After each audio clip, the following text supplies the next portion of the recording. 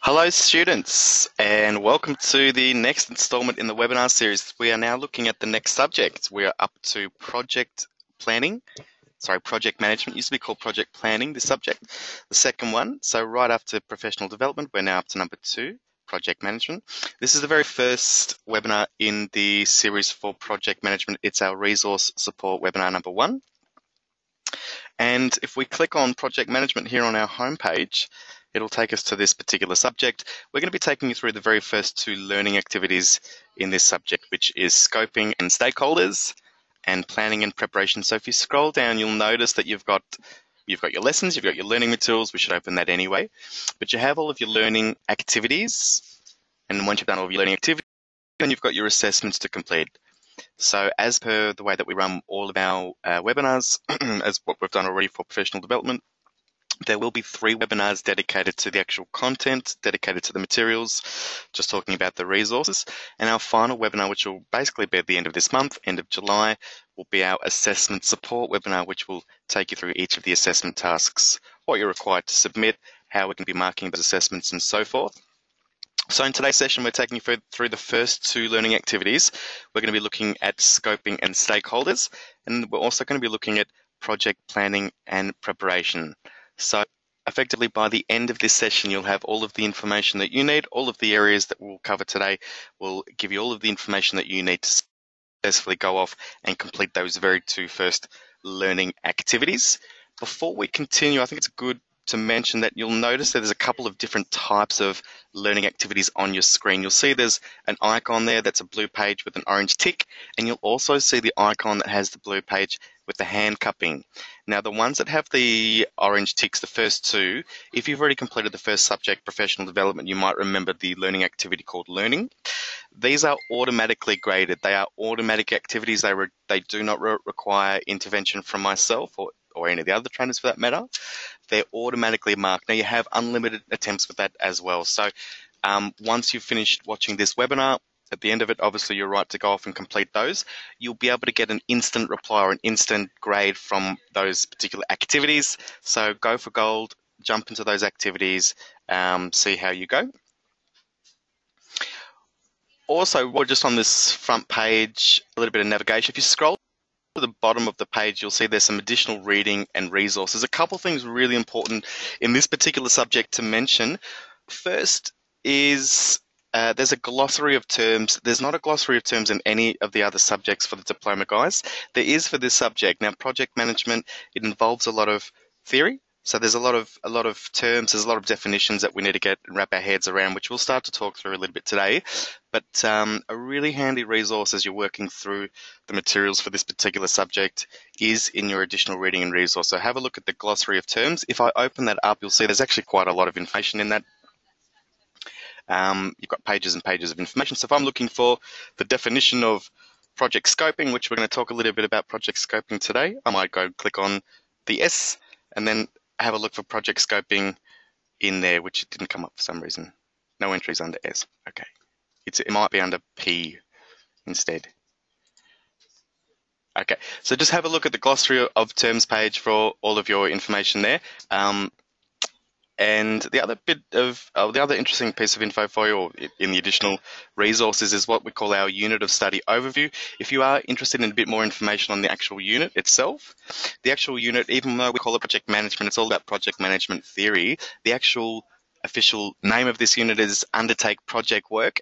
If you are interested in a little bit more info on what this topic is all about, you can actually go to that PDF file and click on the link, the Undertake Project Work link. It'll redirect you to the training website, which is the official government website for all of the training qualifications. And you get, if you go scroll down to the elements and performance criteria, you'll see really what this whole project, what this whole unit's all about. So defining projects, developing project plans, administering and monitoring projects, finalizing, and then finally reviewing projects. You'll get a little bit more detail under the performance criteria on this side, so you can get a bit more of a feel for what the whole unit's about and so on and so forth.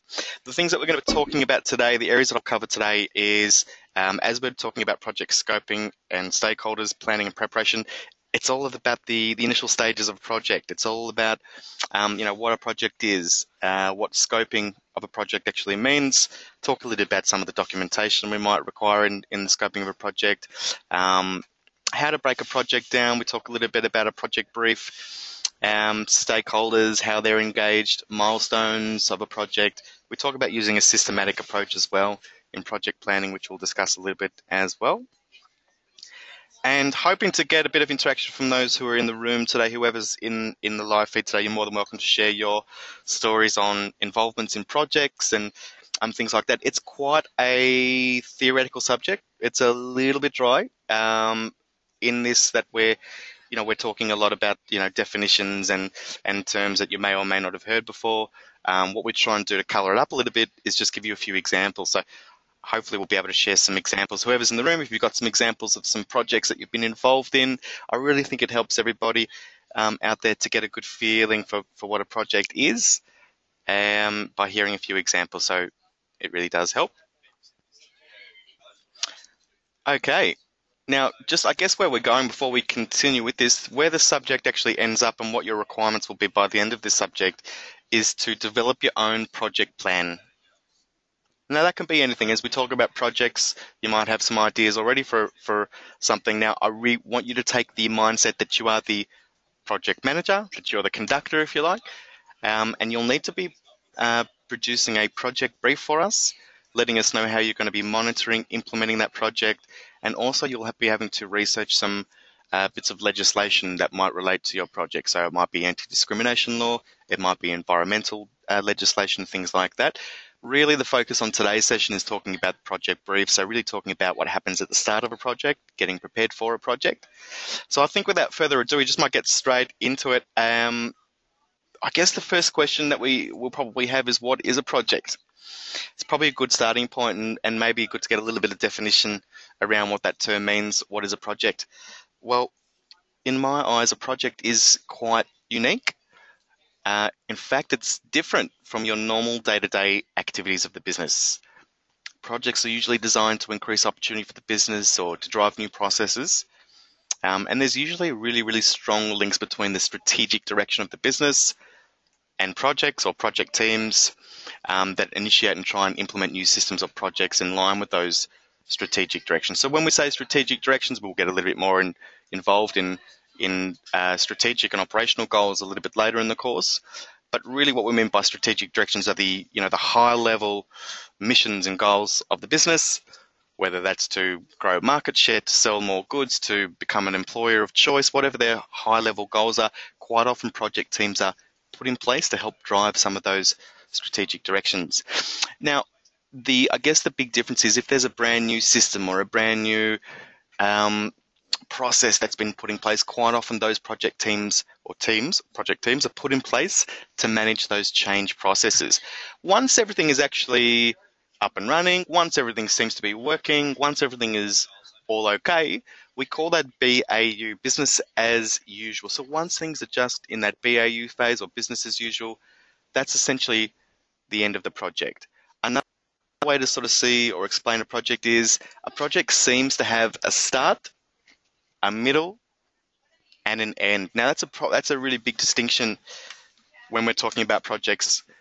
Business as usual or regular business activities, they just keep going. It's just our day-to-day activity. We're just rolling on from one to the next, no problems. A project, it's about getting the team together, coming up with the actual brief, scoping the project, planning for it, running it, implementing it, and then it concludes, you review and you finalize the project.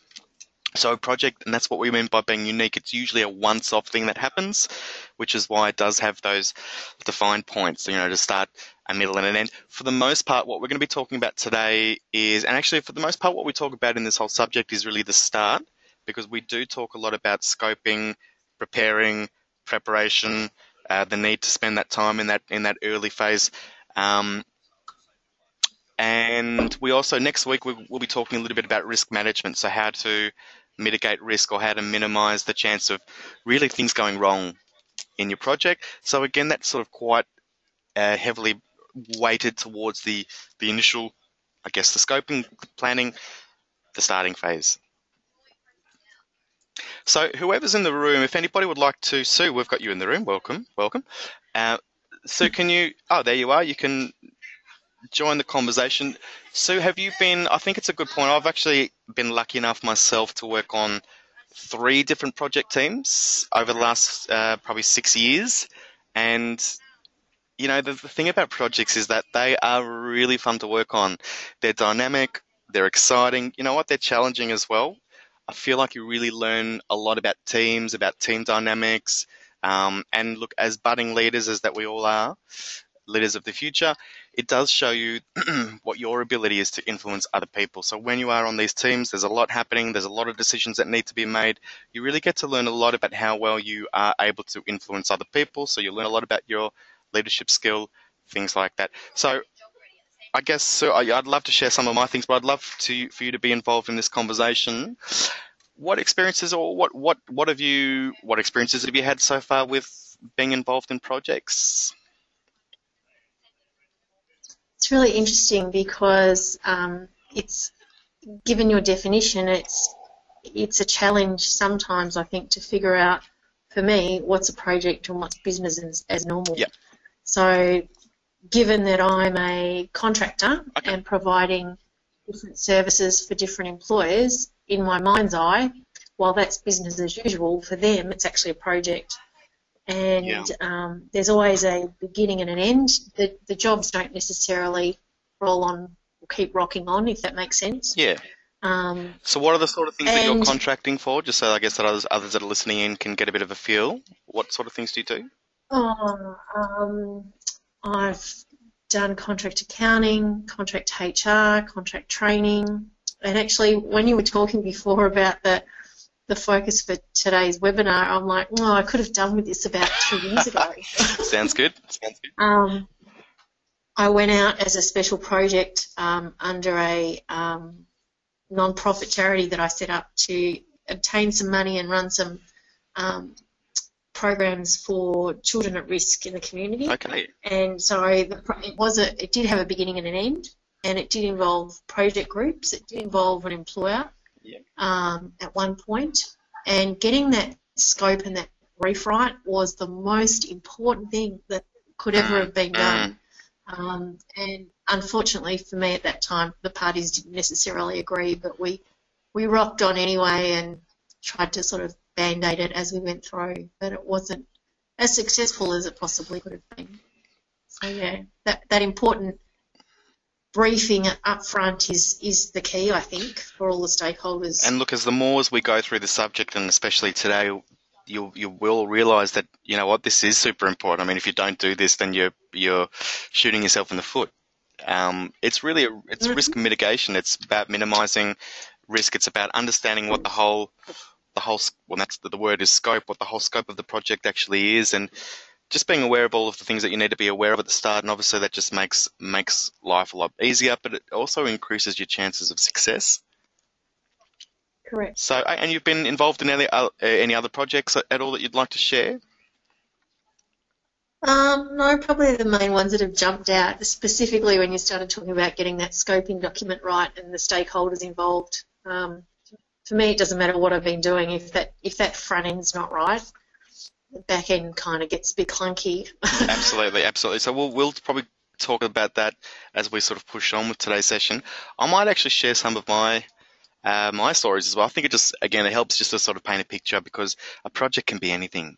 It's so far and wide. There's many different types of projects. Now, working in a call center with 120 users, like phone operators, the company that I was actually working with at the time, they were doing gas and electricity connections around Australia. They were doing a hard and soft phone upgrade for the entire business. So a hard phone is like a telephone. It's a physical specimen. The soft phone is actually just your software version. It's the on-screen version of your telephone system. So they were doing both. They were actually putting hard phones and soft phones in through the business. My role in this project was actually this SME. You might be familiar with this acronym. If not, you will be now. Subject Matter Expert. I was essentially the go-between between the vendor, and in this case, the vendor with a company that designed the soft phone technology, and my company, the company that I was working for, who were needing the brand new telephone systems were essentially the end users in this particular project. So essentially, um, as somebody who knew the business quite well, I was put in charge to do that. Essentially, my role was to check what is the requirements of the business that I worked for were being met by the vendor, by the designers, I guess, if you like. So part of my role was to take a document. Now, this document is actually part of the scoping or initial phase of any given project. It's called the functional requirements document. So my role is to take this document, which is known as the functional requirements document, also known as the business requirements document in business. And now a functional requirements document, it's really like a big checklist of things that the company need the product to deliver. So they use this functional requirement document to explain to potential vendors or software producers or whoever what they need them to deliver for them.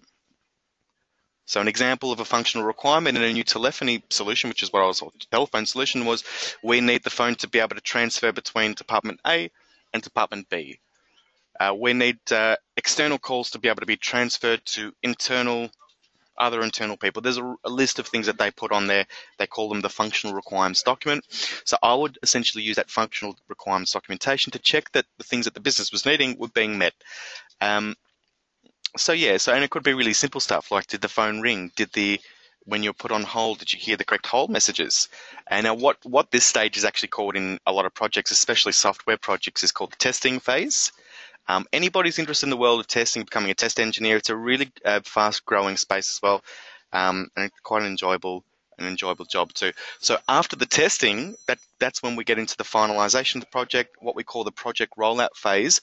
And really, for project rollout in this scenario, essentially everybody had a brand new telephone, everybody had all of the soft phone, so the software downloaded and installed on their computer. Everybody came in on Monday morning. This was all done over the weekend. Everybody came in on Monday morning, and now usually when there's a big change in a business, it provides a lot of anxiety in the business. When I say a lot of anxiety, the end users, the people that were using the telephone every day, that was their main function of the business, and they were told, okay, you've got a brand new telephone to learn. There's a brand new piece of software that you have to learn. Whenever there's new things and whenever we get people to change the way that they're effectively behaving or to do new things, there's always a little bit of anxiety that comes up. So part of my role in that last stage was just to create a bit of a fun day once the rollout was there. So once the new telephones were put on into the business, my role was to dress up as a superhero costume in a superhero outfit. Thank you very much. And hand out lollies that were in the shape of cute little telephones. How fun is that? Cool. So, yeah, and look, that's what we call the rollout phase, which is sort of part of the ending sort of phase. It's sort of the last part of that, or it's the implementation phase, I should say. The last part was actually just monitoring all the defects. So essentially what my role in that was any of the users, so any of the call center telephone operators that had an issue, okay, it didn't seem to work, or I had a problem, or the system crashed, or I don't know how to do this, or I tried to transfer a call and it didn't work.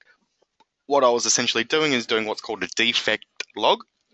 So I'll take that information, I'd put it on a spreadsheet, and I would share that with the vendor, the technical experts, or the company that we bought the software solution from, and they would essentially action those errors, and I was able to then fix it up. So that's just an example of a project. That's an example of a project that I've been a part of. I think that also helps to paint a picture of some of the things that we'll be continuing to talk about. Other projects I've been involved in, I've actually been involved in developing a new CRM for a business. So a CRM is a customer relationship management system.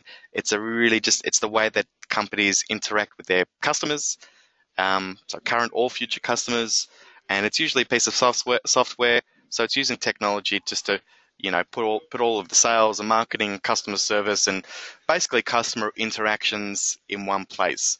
Now, as a business grows and changes their product offering and grows in size, quite often they need to update their CRM so that they have better ability to interact with their customers. They have more information available to them. Quite a lot of the time, old computer systems or old CRMs or whatever it might be slow down the ability for operations to work at a certain speed. So a lot of the time there's a need to update, upgrade, and things like that. That's just another version or another thing that I've been involved in. Sue, have you got anything else you wanted before we start talking about project scoping? Do you want to Add anything? I don't know. I love the story about the You sweets. like That would have got everyone the in. lollies in the Superman Yeah, costume? certainly would have got buy-in and engagement, I suspect, and relieved a bit of pressure if things weren't working well. But no, Oh, it does. It I'm keen on does. the next stage. Look, you got to, I mean, we all, as leaders, we all have to understand that whenever there's a big change in the way that we're getting people to behave and act or do, um, it becomes a change management process. We have to understand that as human beings, we generally don't handle change well. Look, we just don't. We, Hmm. all of us, and all of us will handle change in a different way. But as a whole, we don't do it easily, and I think it's just important to be aware of that. And so, whenever you're getting guys to do something brand new or to experience something new, you really just want to make it a little bit fun, and you want to try and remove that anxiety. So, communication is really important. How you communicate, how you train the guys, how you sell the message, or how you sell the idea. This upgrade is going to really make your life so much. You remember all of those problems that you used to have on the old, gone, fixed. So you really try and sell the benefits. You get people on board and so forth. But yeah, look, you know what?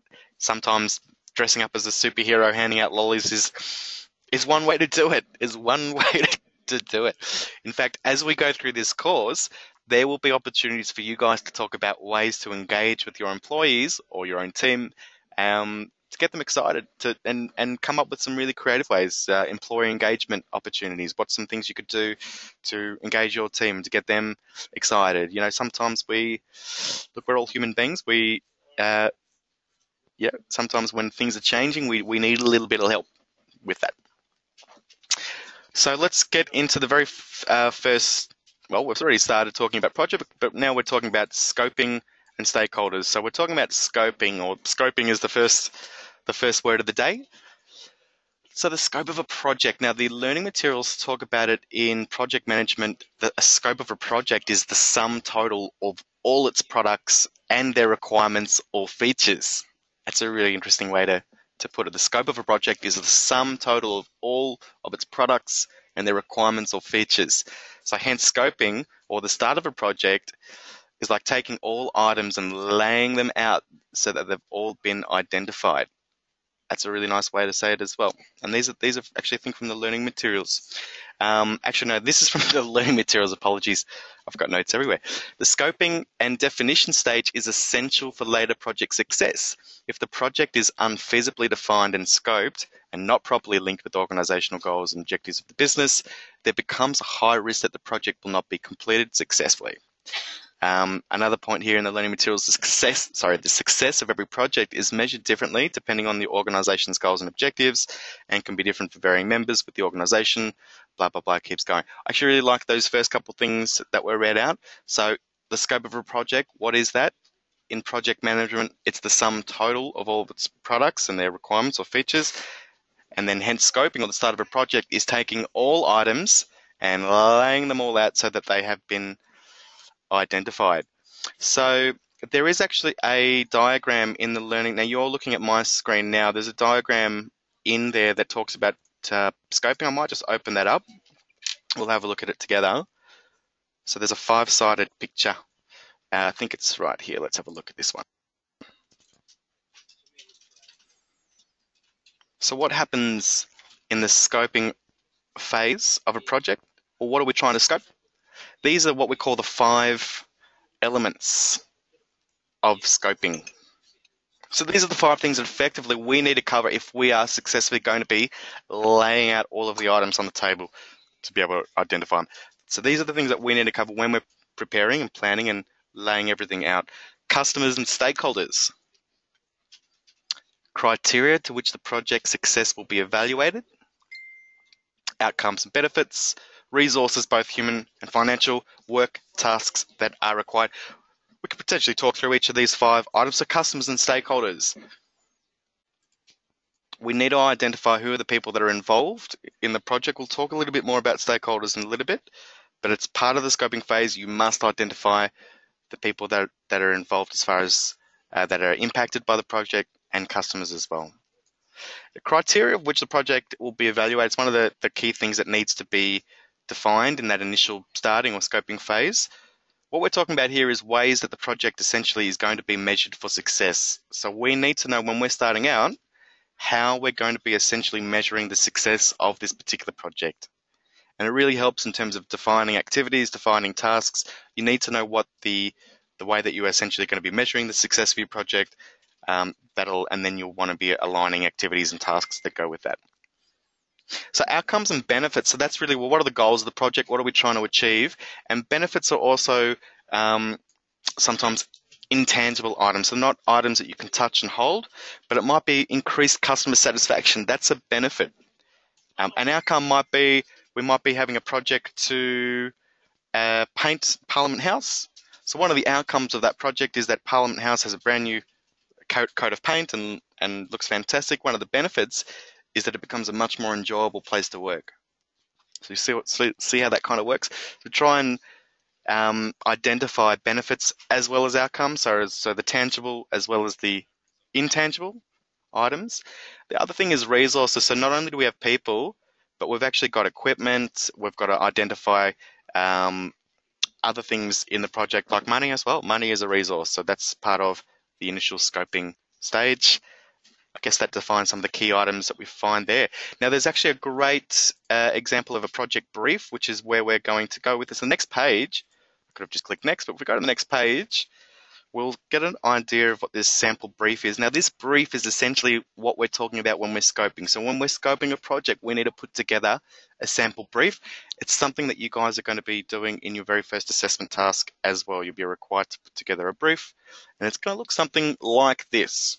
So the title, the name of the project, background context. It's actually always good to provide a context or a reason for why you're doing something. So why are we actually doing this project? Are we trying to grow sales? Are we trying to enter into a brand new market? Are we trying to increase popularity? What is the actual background? Quite often projects are initiated from the birth of an error or a fault or a glitch. So we had problems, and because of those problems, we've decided we need to do A, B, and C. So sometimes the background or context of a project is based on the issues that you might have had.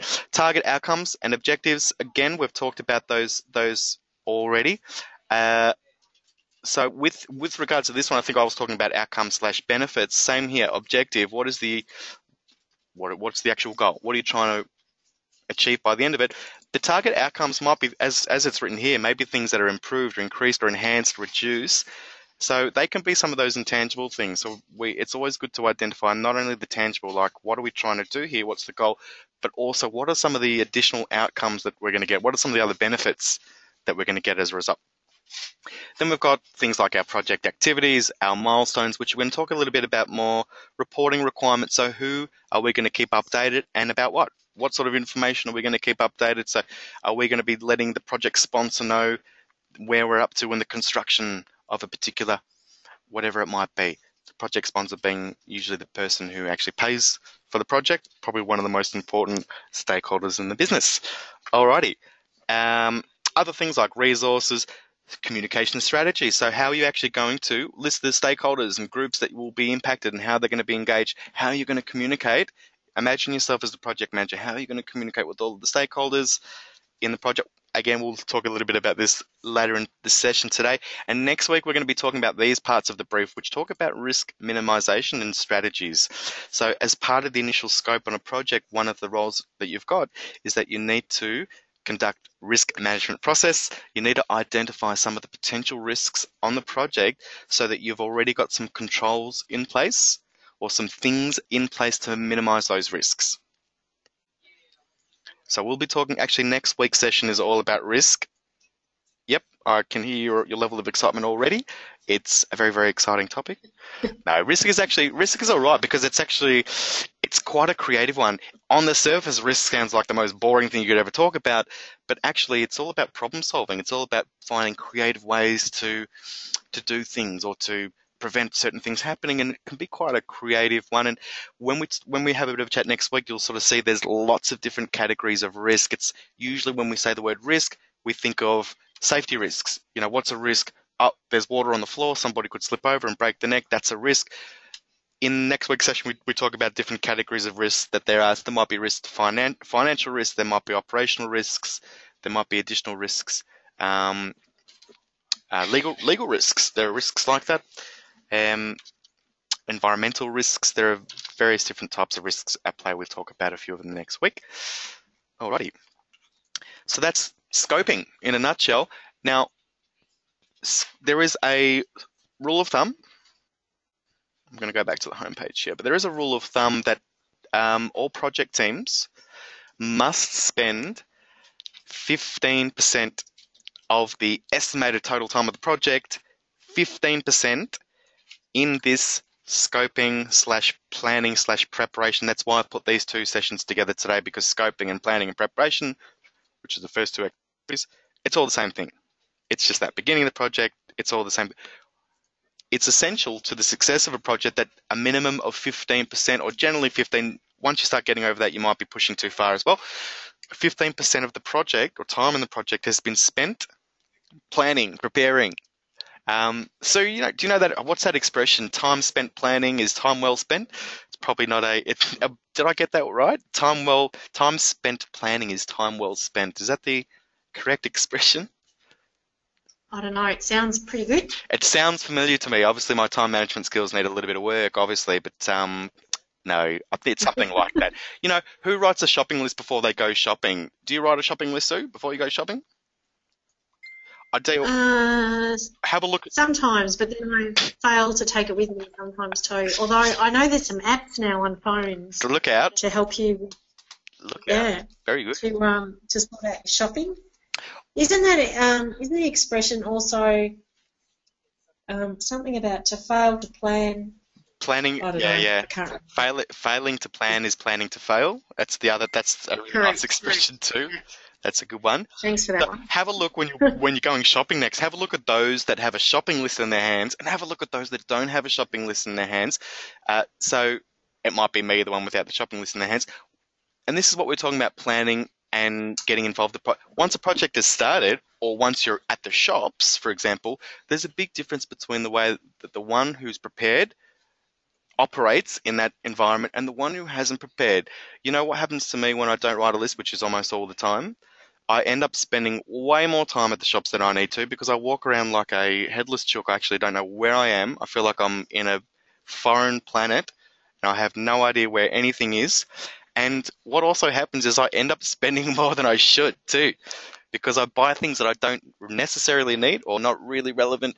It's not budgeted, it's not worked out. And this is just an analogy for projects. If you don't spend enough time preparing, what's going to happen is that you're probably going to spend a lot more time, have a lot more stress, and spend more money than you need to later. So it's super essential that you spend that 15% time. We call that the 15% benchmark in that time, in that scoping or preparation phase. Now, I want you guys to think of, imagine you are a project manager yourself. So you've been charged with a given project. So you think of a project, we'll just use the one we talked about before. Actually, I always like this one. Imagine you have been in charge by the city council, the local city council, to be the project manager of putting all the Christmas decorations up in the city. How about that one? Oh, That's wow. a good project. So you're in charge of doing that. I'll get rid of that email. You've been given a budget. You've got a team of people that are working with you, various different people. What are some ways that you could try and motivate your team, I guess, to spend that necessary 15% in that planning phase? What are some ways that you might be, and this is part of the question that you guys will be asked, I think, through one of the sets of questions here, one of the activities, but what can you do to assist your team, or to make sure that your team spend the necessary time in that phase? Because we all know that that's what we need to do. We need to be planning, we need to be well prepared. So what are some things that we can do to inspire or motivate or encourage, it's probably the better word, encourage our team to spend as much time, or the 15% required time, in that preparation and scoping phase? What would you do, Sue? If you're a project manager, you're in charge of putting the Christmas decorations up around the city, and your team, they're all experts, they know what they're doing, they know their role, but you want to make sure that everybody still, because you're a great project manager, you just know that this is just part of the overall risk mitigation and the overall success of the project relies on it. What are you going to do to encourage your team to spend that time in that planning phase? What are some things you could do? Probably have a team meeting and put a list of objectives down, get everyone involved, Absolutely. That's a great way of doing it. facilitate a whiteboard Yep. process basically so that I know exactly what we need to do and how we need to do it and why and when and how. Look, where possible, I always say you want to get your team together. Where possible. It's not always possible because sometimes things are global, projects are global, sometimes it's interstate, all of these things.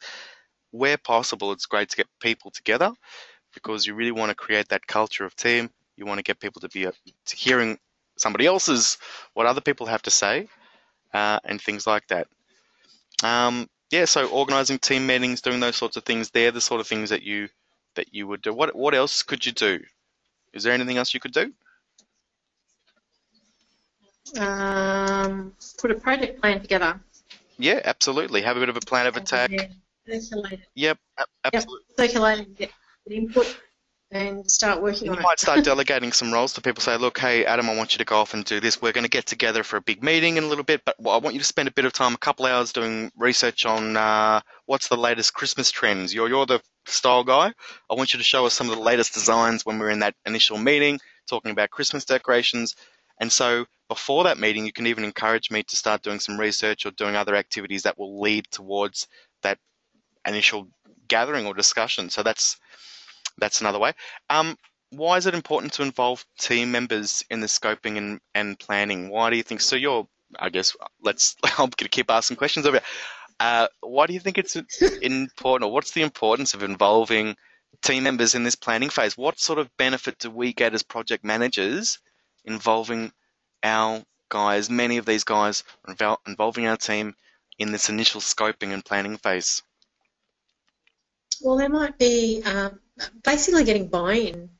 There might also be a whole host of things that are not transparent and not obvious and you're not aware of them. So they may be experts if they've done it for the last 5 years, and there may be a missing key that if you don't know about, you're going to end up with maybe Christmas decorations falling on the ground or something bad happening, and they might be able to educate you in that process. So getting buy-in is Talk about that buy-in because that's a really big part of it for me, I feel. So, are you able to talk a little bit about more about what that buy-in means? Because that's yeah, I'd say that's half of the picture here in many ways.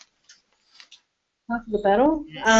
Or just getting people on board, telling them what the objective is, getting them to take some ownership for maybe getting delivery of certain components done, getting the team interacting and getting it working together, basically. If I said to you, Sue, you know what, you're the expert in this area, so I would love to know. Do you mind if we ask you a question? So you're the expert. Can you tell other people what you know about A, B, and C? How does that make you feel when somebody says, you know what, we really need to listen to what you say. We want to hear what you have to say. You're the expert. How does that make you feel? Oh, valued, important, all those nice And that words. helps. That helps to get that buy-in that you talk about. Really does help to motivate people to be I do. involved. In fact, it's also risk Yep. mitigation. The more people you involve, the less likely you stand as for people to try and sabotage your project. If you don't involve certain Oh, people, they correct. might go, oh, you know what, them and their, they're going to potentially go off and do some things that might not be savory or might not be helpful to what you're trying to achieve. If you involve them, they are far less likely to want to sabotage what you're up to, they're more likely to want to contribute, things like that. You know, why do writers get editors to proofread their work? Why do they bother involving other people? They know that the work is going to Yep. improve and increase the more that they involve. Now, there's a limit to how many people you want to involve. Too many what's the expression? Too many chefs in the soup makes it whatever. You don't want too many cooks in the kitchen or something. I'm not really good with expressions, clearly, but there is a limit, but I think you mentioned it before. Said your word transparency or something like that, visibility. Mhm. It's really important Yep. that you can provide light on things that have that low visibility. So quite often there are experts that might say, "Look, guys, I like where we're going with this as a team, but you really have to understand corporate law. You just can't do those sorts of things." Now, if we didn't involve somebody who may have had a legal background, we might have missed out on this key element that we're off doing all of these things. We haven't considered there's an expert in the room there that can provide us some visibility on what we're talking about. So, Yep. but for me, it's the most. the most important part for me, and we talk about leadership all the way through this course, and it's all about influencing and essentially releasing energy from people, getting them to be more productive than they otherwise would have. Involving people really does help you get that buy-in that you talked about, Sue, which essentially that motivation level for being there and wanting to be involved and so forth. So that's the way I see it. The next thing we're going to talk about is project documentation that's used in the scoping phase. One of the questions asks you, what are some of the documents that might be used or seen in the scoping phase of a project? So what are some of the things you might see?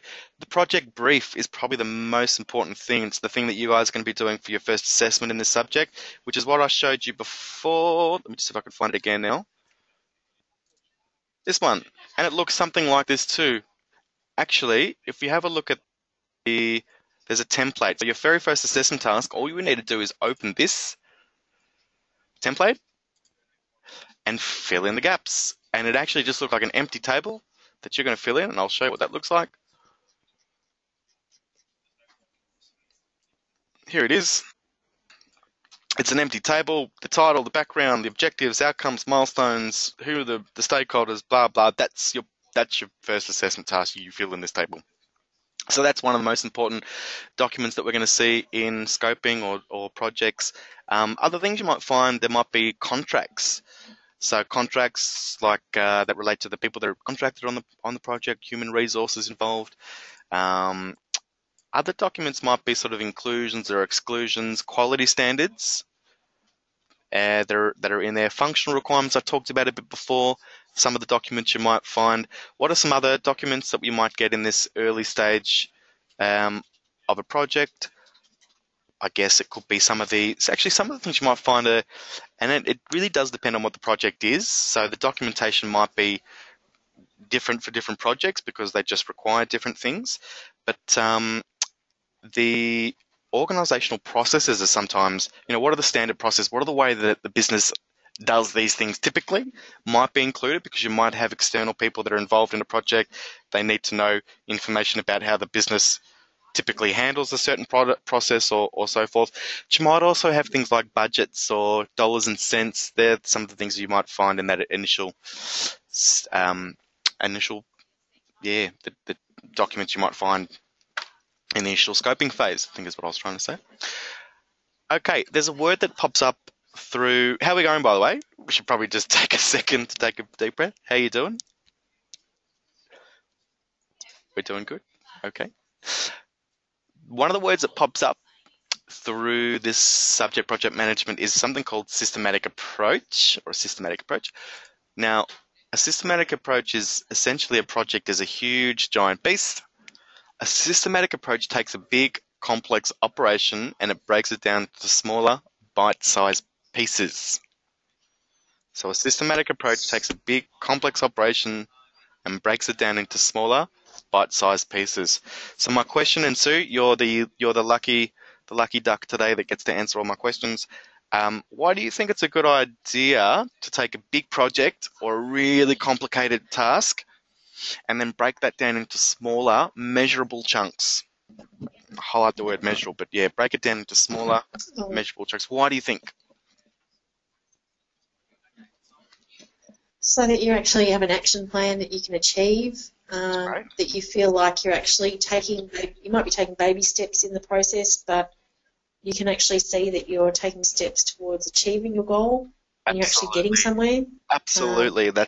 You might also see that you're breaking your time frames. You might be you might be stretching your time frames in some areas or your budget, and you might be needing further assistance. Unless you have those initial steps broken down, you may not identify that until it's too late. Whereas if you've actually got those minor steps, you might be able to identify it earlier on and bring in extra help to actually achieve and deliver on time and on budget. Yeah, that's really, really well said. So thank you so much for your contribution. I think, think about, I guess, something that's complicated. So for me, I don't know anything about a car or mechanics or anything. It's completely complicated to me. If you think about a car, it has lots of moving parts. Now they all work together and they are all required to get to the end goal, which is having a vehicle that can drive around. However, by essentially having a sort of a separation that each part in of itself can operate by itself, so to speak, by separating some of these parts, it's also becomes and this is part of what you were talking about, this becomes a risk management strategy because if one Mm-hmm. component goes down, others can still work. So quite often by breaking down projects into smaller pieces, we might have a team in here, we might have a team over there, we might have 15 different teams doing 15 different things that are all leading towards the final goal. If one of our teams is experiencing technical issues or problems, our 14 other parts or components or bits of the team, they can still continue. They can still remain, they can continue to work. And so it's actually a process, and I think this is something that's known by like software engineers. The process is called decoupling, which is an attempt to separate one part from another in a complicated system.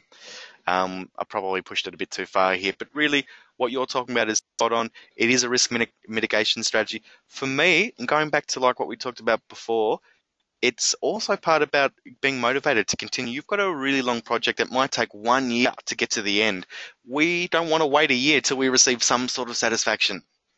You know, we're human beings. We need to get a feeling of accomplishment. We cannot wait too long. So if you break up a project into 10 chunks, then every 5 weeks, essentially, it may not be exactly 5 weeks, but on average, every 5 weeks, we get, as a team, an ability to conclude a certain part of the project or wrap some part of it up. At least get the satisfaction that we're making progress. And that satisfaction, it's like the snowball that rolls down the hill, picks up a little bit of speed, it picks up a little bit of size as it rolls down the hill. It starts quite small, but as it picks up a little bit more, it's getting a bit bigger and a bit more momentum, and it actually does help with that motivation, and it helps with that sort of a thing. Um, Yeah, so look, one way it's really important. But that's one of the most important ways to actually remove a bit of anxiety from people that are on your team, or to make something a little bit less overwhelming. Now, we talk about this in goal setting last subject, in our professional development subject. We talk about goal setting. I get you guys to do a action plan or implementation plan, and what I always stress to you guys when you're doing that is to make it as small as possible. The smaller, the better. Why the smaller the better? Why would I say when you're setting goals, set tasks that are as small as possible? Why as small as possible? Well, for probably that exact same reason. Once you start biting little pieces off, once you start doing things, it actually does help with human motivation. Once you start breaking things into smaller, easier, you go, oh, that's easy. You know what? Go and get a job. That's your goal. If you only had one step, it would be go and get a job. And that's too hard. There's too many things involved in going to get a job. However, if I break go and get a job into 100 things, each one of those 100 items is quite easy by itself. And it's easy for me to get a bit of motivation and things like that too. Um, Okie dokie. Let's keep going. The thing that we've got to talk about also is the word stakeholders. So yeah, that's a word that pops up. We're going to give a bit of a definition of stakeholders. There's some information in the learning materials on this one, which is really good. Anyone who has an invested interest or might be impacted by a project essentially is a stakeholder. A stakeholder in a project could include clients or customers. That could be internal, external funding bodies, management, employees, the project sponsor, which, as I mentioned before, is the person who provides the cash, pays for it. Now, so yeah, a stakeholder, and this is I think from the learning materials, a stakeholder is everybody who's involved in the project or whose work or interest might be affected by the project. So anybody who might be affected by the project is technically a stakeholder. So it's really important that when we're scoping our projects, is that we consider who our stakeholders are. We consider who is going to be impacted by our project. They may not be working on our team. They may not be the ones paying for it. They may not be the ones even using whatever it is that we're involved in on this project at the end of it. Anybody who is impacted on that particular project needs to be considered. Now let's consider there is actually a question in the material. We'll actually go through it. We'll go through it together. It talks about stakeholder needs and expectations. And the reason why we get you to consider different stakeholders in this planning, this preparation or the scoping phase is that every stakeholder has their own needs and their own expectations. Now the takeout for me here is that we have to learn how to communicate to different people in a different way. We need to learn that there are things that we need to consider. We can't, it's not one size fits all. There are different people involved in this that have complete different needs and expectations. Let's use an example. Let's talk through an example. So consider a project where you're required to, we'll go back to the Parliament House example in Canberra. So this is actually the question. We're going to use the actual example from the question. So consider a project where you are required to refurbish Parliament House in Canberra. So congratulations, you are the project manager. I'm the project. Geez, I'm busy at the moment, aren't I? Really busy. Very, very busy at the moment. You've got a lot on your plate, but that's okay. We've got a few years to get this one done. It's okay. We're not happy with our politicians at the moment, so they can wait for it. Just kidding. That was a bad joke. Alrighty. So I've got 4 stakeholders in this question. Actually, I think I might even be able to, I should just open it up for all the visual people out there. I'm so sorry for all the visual people. I have been letting you down. Now, won't be one sec. Let's open this up for you.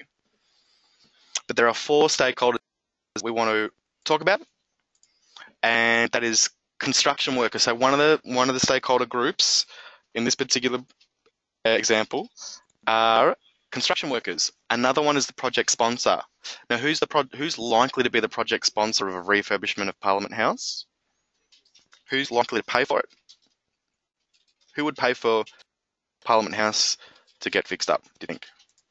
I'd probably say the government. I would say so. The government and the taxpayer. Us, correct. Yeah, now the federal government are the project sponsor. Politicians, now why are they a stakeholder in this? What do we care about politicians? What's their stake in this? Well, they're the ones that are actually going to be using the actual room. They're the ones that if we're going to do a refurbishment of Parliament House, their involvement is that they're like one of the people that are the end users. Now, the other one that we talk about here is suppliers. So who are the suppliers? I can't open this. So are you able to open up project scoping and stakeholders learning activity on your screen? And I'll actually flick the screen over to your computer so that students can see what you've got. Are you able, it's for some reason not working for me? Okay, hang on a minute. Don't flick yet. Actually, I'll try again. We'll see. Maybe I've done the wrong thing.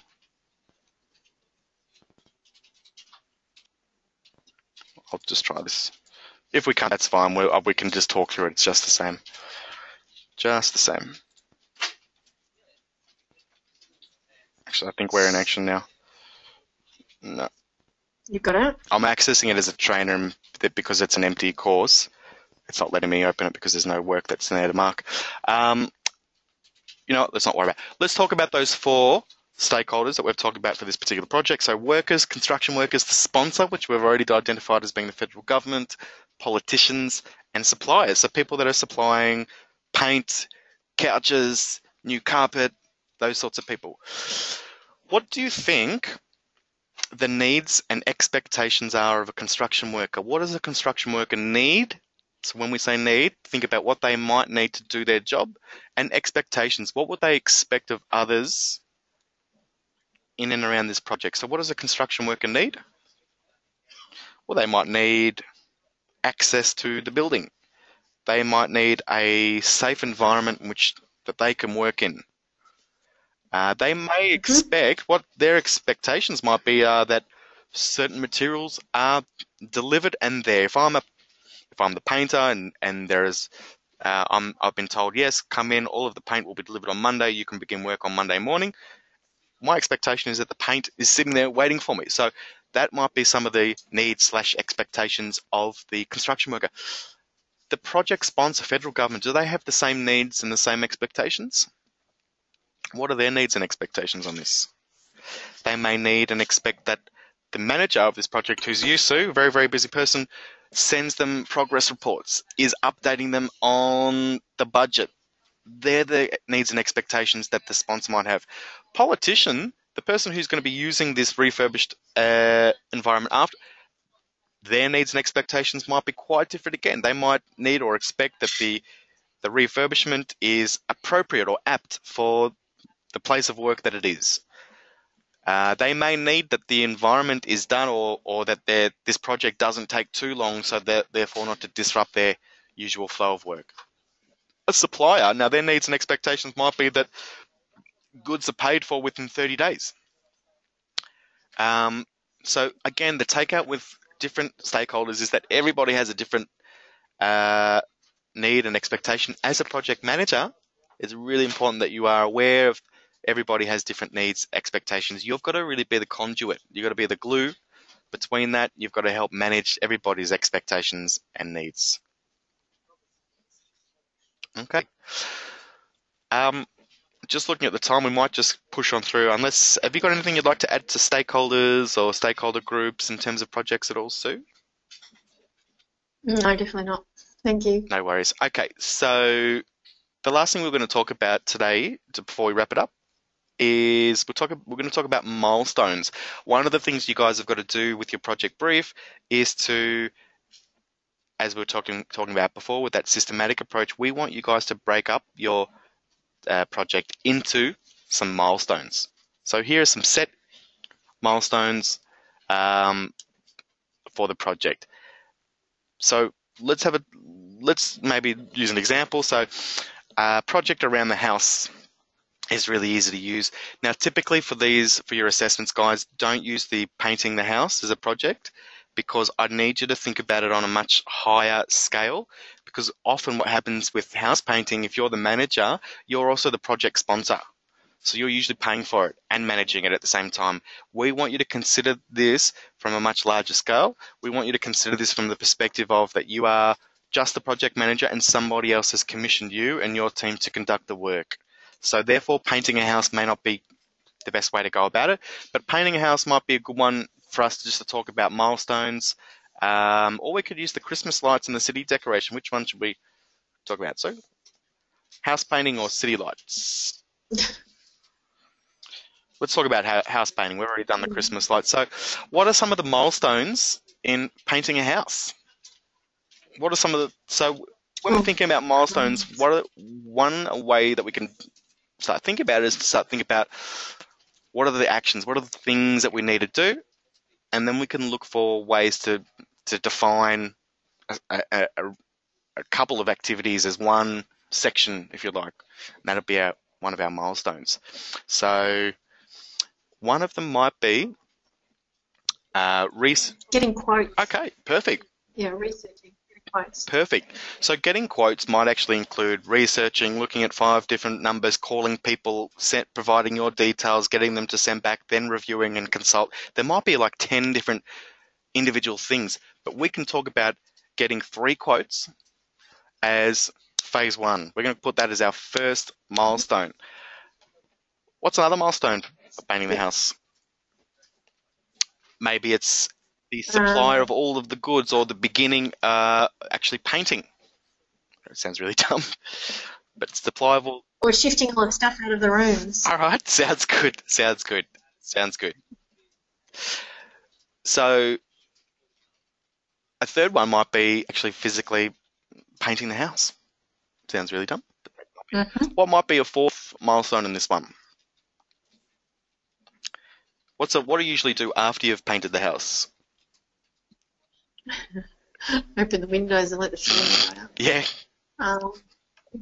You've got to pay the bill. Well, you've got to shift all the furniture back in and pay the bill. Exactly. That's the kind of. Yeah. So you might call this finalising the project, which includes cleaning up, remitting on your outstanding invoices, and that might be the 4th milestone. Might be like the grand opening of the new house. You invite all of your friends over. You have a celebration, and that might be the final stage there. So again, it's probably a bit tougher with the house painting example because it's just a little bit generic and it's a little bit too small scale. But that sort of helps you get the idea of what you're doing. I know one of my students this year had used the example of running a music festival. And so she said one of her milestones was to locate a venue and put a deposit down on a venue. Second one was to identify 25 artists that would be willing to play and speak and interview them. And so she broke that down into all of these different subsections so that she was able to do that. It was something actually she wanted to do. So she used this as a good example, or an opportunity, I should say, to design that and to trial a few things. That is all we're going to be talking about today, guys. So thank you very, very much for your attendance in this resource support webinar number 1 for project management. So just to recap, we've now gone through all of the information that you'll need to successfully complete the first 2 learning activities, which, as mentioned at the start, are automatically graded. You guys can jump in there. You've got unlimited attempts at them. It does not require any intervention from me. You'll get an instant reply. We need you to get 100%. So if you don't get 100%, that's okay. You can just reapply, try again. So you should really be able to get through those first couple of activities nice and quickly. Then you'll be up to the next one there, project risk and budgeting. Next week, our entire session is all about risk. There's a little bit about budgeting too we'll be talking about, but really mostly we talk about risk mitigation. It's all about problem solving and so forth. And that one, like some of the other activities, they require written responses that do require a grade from myself. But those first 2 ones, you can jump in there and get an instant grade on. Thank you very, very much for your attendance, everybody. We'll look forward to seeing you in the next round, and see you next week. Thank you.